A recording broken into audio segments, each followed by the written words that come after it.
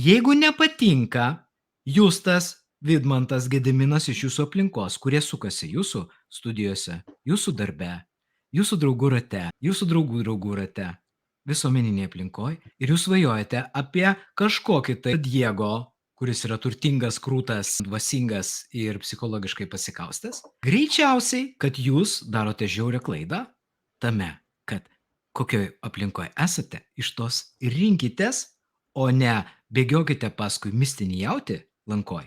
Ir jeigu norite geresnių variantų, tapkite žmogum, kuris augs, pas jį persikeis aplinka ir tada jūs galėsite rinktis iš tos aplinkos, iš kabutėse geresnės aplinkos.